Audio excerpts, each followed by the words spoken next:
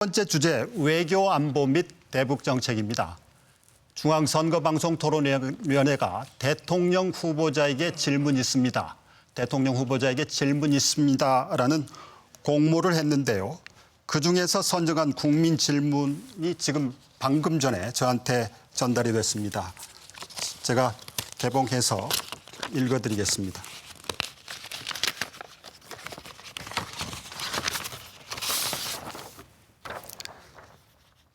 자, 국민 질문입니다. 북한의 핵 미사일 위협 도발이 갈수록 심화되고 있습니다. 우리가 주도적으로 핵 위기를 타개해 나갈 대책이 있는지 구체적으로 답변 부탁드립니다. 다시 한번 읽어드리겠습니다. 북한의 핵 미사일 위협 도발이 갈수록 심화되고 있습니다. 우리가 주도적으로 핵 위기를 타개해 나갈 대책이 있는지 구체적으로 답변 부탁드립니다. 자, 순서에 따라서 유승민 후보부터 답변해 주시죠. 예, 이 땅에 절대 북한 핵미사일을 용납하지 않겠다는 지도자의 자세, 이게 무엇보다도 중요합니다. 이 거친 외교 무대에서 미국과 중국, 또 미국과 북한이 언제 어떤 합의를 할지 모릅니다.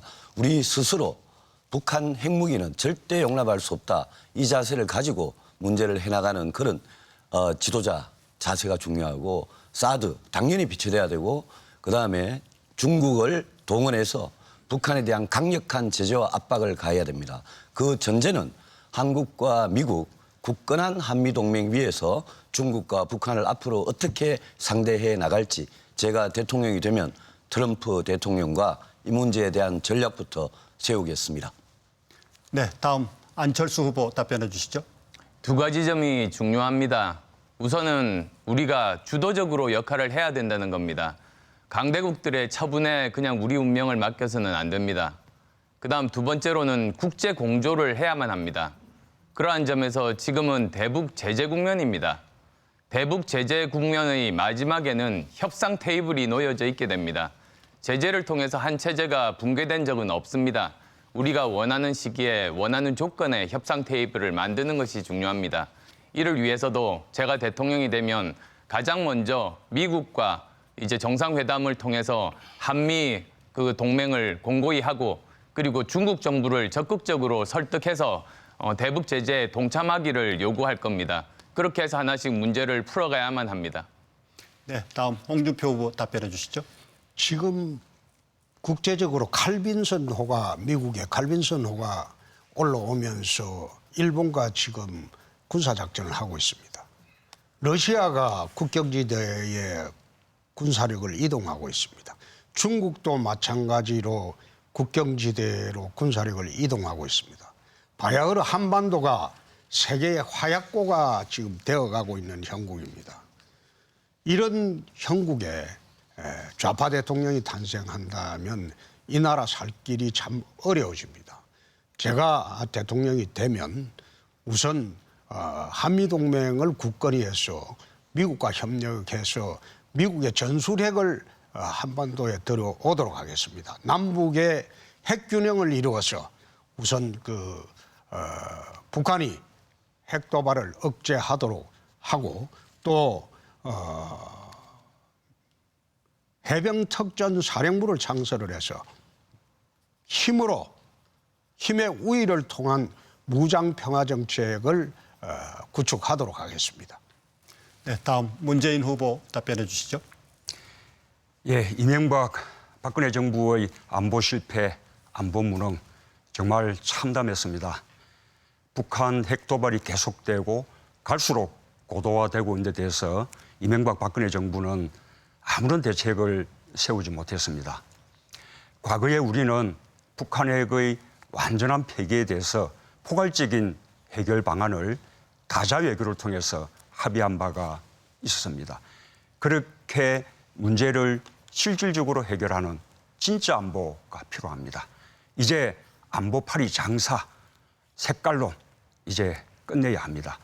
저는 정권 교체가 되면 다자 외교를 통해서 우리가 또 그 가운데 다자 외교를 주도해 나가면서 북한 핵을 완전히 폐기하고 남북 관계를 평화와 경제 협력 그리고 공동 번영의 관계로 그렇게 대전환해낼 그런 보관이 있고 자신을 가지고 있습니다. 다음 심상정 후보 답변해 주시죠. 존경하는 국민 여러분, 먼저 토론에 앞서 국민 여러분의 양해를 구하겠습니다. 이번 대선은 새로운 대한민국을 여는 대선입니다. 저는 성폭력 범죄를 공모한 후보를 경쟁 후보로 인정할 수가 없습니다. 국민들의 자괴감과 국격을 생각할 때 홍준표 후보는 사퇴하는 것이 마땅하다고 생각합니다. 그런 점에서 저는 오늘 홍준표 후보하고는 토론하지 않겠습니다. 국민 여러분들의 양해를 구합니다. 북한 핵은 두려움의 대상이 아니라 극복의 대상입니다. 많은 후보들이 북핵에 대한 군사적 대응책을 이야기합니다. 북핵에 대한 군사적 대응책은 미국이 제공하는 확장 억지력으로 충분하다고 저는 생각합니다. 대한민국의 대통령은 대응책이 아니라 근본적인 해법을 내놔야 된다고 생각합니다. 저는 비핵화를 궁극적인 목표로 하고 북핵 동결을 당면 목표로 적극적인 평화 외교를 추진하겠습니다. 북핵 동결은 추가적인 북한의 핵실험 또 미사일 실험을 동결해서 미래 핵을 제거하고 남북 간의 긴장 완화 조치를 전제로 해서 과거의 핵을 제거하는 2단계 비핵화 전략입니다. 제가 미국과 중국 또 주변국 사이에서 적극적인 촉진자, 중개자 역할을 통해서 반드시 비핵화를 이끌어내겠습니다.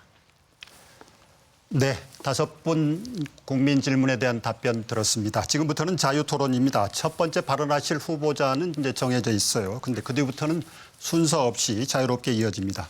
가볍게 손을 들어주시면 제가 지명할 기회를 드리겠습니다. 자, 유승민 후보부터 시작해 주시죠. 존경하는 국민 여러분, 저도 한 말씀 드리겠습니다. 이거는 네거티브가 아닙니다. 저는 자유한국당 홍준표 후보의 즉각 사퇴를 촉구합니다. 이미 형사 피고인으로 재판을 받고 있는 중입니다.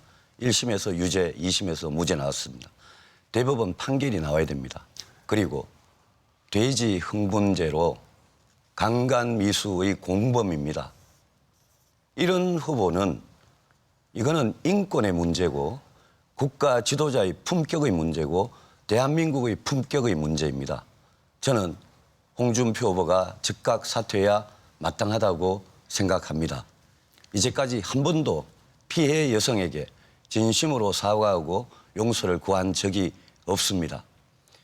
민주당의 문재인 후보가 이 문제에 대해서 정치적으로 이용하는 것도 비난받아 마땅합니다. 문재인 후보는 이 문제에 대해서 사퇴의 입장을 한 번도 밝힌 적이 없습니다. 민주당은 홍준표 후보의 이 강간미수 공범 사건에 대해서 사과하라고만 요구하고 있습니다. 홍준표 후보가 사퇴하고 나면 민주당 문재인 후보에게 선거에 불리하기 때문에 그런 게 아닌지 저는 의심이 됩니다. 민주당과 문재인 후보도 이 문제에 대해서 분명히 입장을 밝히셔야 합니다. 저는 이 점에 대해서 홍준표 후보의 먼저 입장을 들어보고 싶습니다. 네, 제가 말씀 좀 드리겠습니다. 이 사건은 지금으로부터 45년 전에 18살 때 고대앞 하숙집에서 있었던 사건입니다. 친구가 성범죄 기도를 하려고 하는데 막지 못한 그런 책임감을 느끼고 12년 전에 제가 자서전에서 고해성사를 했습니다.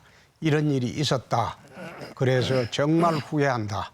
용서 바란다. 이런 취지로 자서전에 있는데 그걸 갖다가 지금 또 12년 전에 이미 공개돼서 제가 고해성사까지 하고 잘못했다고 했는데 또 문제 삼는 것은 참 그렇습니다만은 제가 다시 한번 말씀드리겠습니다. 45년 전에 있었던 그 사건 정말 국민 여러분들께 죄송하게 생각합니다. 제가 직접 한 것은 아니지만은 친구가 그렇게 하는 것을 못 막았다는 것에 대해서 저로서는 정말 죄송스럽게 생각합니다. 다시 한번 사죄의 말씀을 드립니다. 네, 지금은 제가 앞서도 말씀을 드렸습니다만 후보자들의 정책과 공약 등을 검증하기 위한 토론회입니다. 그리고 지금 주제는 외교 안보 및 대북 정책에 대한 토론을 하는 시간입니다. 이 점에 유념하셔서 토론을 해주시기 바랍니다. 네, 안철수 후보. 네. 홍준표 후보 사퇴해야 합니다. 우선 자유한국당은 박근혜 정부 실패의 가장 큰 책임이 있습니다. 원천적으로 후보 낼 자격이 없는 정당입니다. 그리고 또 자서전에서 성폭력 모의도 용서할 수 없는 일입니다. 외신에 이미 많이 보도돼서 국격이 심각하게 실추됐습니다. 더구나 블랙리스트 옹호 발언도 있습니다. 지난 3월에 좌파 예술인들 블랙리스트 뭐가 나쁘냐고 발언을 했습니다. 그런데 이 사안은 이미 지금 조윤선 장관을 포함해서 벌써 지금 구속이 되어 있는 그런 상황입니다.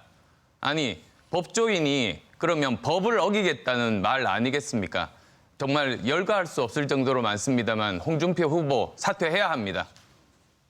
제가 사퇴하는 것이 안철수 후보님한테 많이 도움이 되는 모양이죠. 저는 그런 것과 상관없습니다. 사퇴하십시오. 그럼 이제 블랙리스트 한번 이야기하겠습니다. 이 정부는 보수 정부입니다. 그러면 반대 진영에 있는 분들한테 지원 안 할 수도 있습니다. 옛날에 노무현 정부 시절에 그 두 분이 황제 같은 두 분이 나와서 문화계를 얼마나 지배를 했습니까? 그때는 사실 블랙리스트 없이 우리를 지지했던 그 코미디언 두 분은 아예 방송에서 5년간 배제를 했습니다. 그때나 지금이나 다를 바 없는데 보수 정권에서 진보 정권에서 보수 정권으로 바뀌었는데 진보적인 인사에 대해서 만약 박근혜 정부가 블랙리스트 안 만들고 노무현 정부처럼 몰래 그래 했다면 또 어떻게 했겠습니까? 그걸 갖다가 나는 또 노무현 정부에서 했던 것은 그대로 두고 지금 와서 죄를 묻는다는 거 그건 나는 잘못이라고 생각합니다. 남이 했으니까 나는 괜찮다. 그거야말로 정말 있을 수 없는 일입니다. 블랙리스트는 민주주의에 대한 심각한 위협입니다. 민주주의가 뭡니까? 생각이 다른 사람과 함께 살아가는 지혜입니다. 생각이 다른 사람을 용납하지 못하면 그건 민주주의가 아닙니다. 저는 민주주의에 대한 기본 개념이 부족한 사람들이 이렇게 블랙리스트를 만든다고 믿습니다. 네, 제가 다시 한번 말씀드리겠는데요. 한 말씀만 더 드리겠습니다. 네. 경남지사를 할 때 좌파단체, 친북단체, 좌파단체에 대한 행정지원 저는 끊었습니다. 절대 지원 안 했습니다. 예산 지원 안 했습니다. 그거는 블랙리스트 없이 제가 정부를, 지방정부를 운영하고 있었기 때문에 그 지원 안 할 수가 있습니다. 그 정부가 바뀌면 또 그 정부에 호응하는 사람들 지원하면 되지요. 네. 제가 지금은 외교 안보 및 대북